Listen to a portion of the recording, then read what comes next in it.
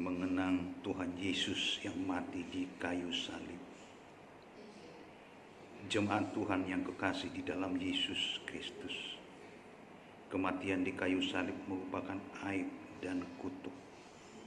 Yesus rela menanggung itu, bukan karena dosanya, melainkan karena kasih-Nya yang besar bagi kita yang berdosa. Ia tidak melakukan dosa, dan tipu daya tidak ada di dalam mulutnya. Hendaklah terpatri di hati kita ungkapan Yesus di kayu salib. Ungkapan pertama adalah mendoakan orang yang menganiaya dirinya. Ya Bapa, ampunilah mereka, sebab mereka tidak tahu apa yang mereka perbuat. Kiranya kasih Tuhan Yesus memenuhi dan memurnikan hati dan pikiran kita dan merangkul kita di dalam naungan kasih-Nya. Ungkapan kedua, Yesus menyampaikan kabar baik bagi orang yang memohon pengasihan-Nya demikian. Hari ini engkau bersama-sama dengan aku di Firdaus.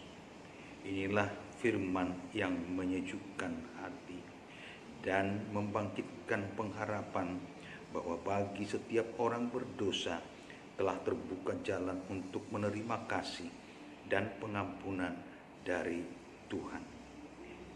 Dengan firman-Nya, Yesus memulihkan hubungan baik di antara sesama manusia, khususnya para murid-Nya.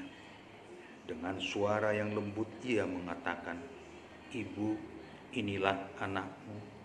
Dan kepada murid-Nya yang berada di dekat salib-Nya, Ia berkata, "Inilah ibumu." Sesungguhnya salib Yesus adalah pendamaian antara manusia dengan Allah dan antara manusia dengan sesamanya. Selanjutnya, ada ungkapan rasa ketersisihan dan menahan penderitaan akibat dosa manusia. Ia berkata, "Allahku, Allahku, mengapa engkau meninggalkan aku?" Yesus menggantikan kita, menyerukannya agar perasaan ketersisihan dari hadapan Tuhan tidak lagi membayang-bayangi pikiran dan hati kita. Kemudian di tengah rasa sakit dan penderitaan di kayu salib, Yesus berkata, "Aku haus."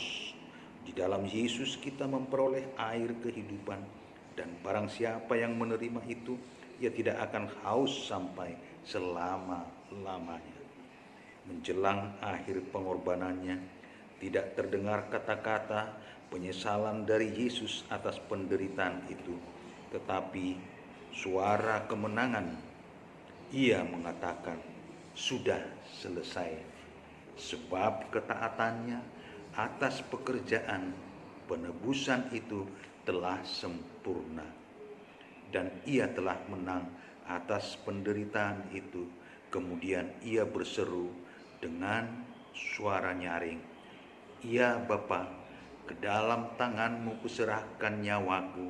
Sesudah Ia mengatakan itu, Yesus mati di kayu salib. Tercurah darah Tuhanku di bumi.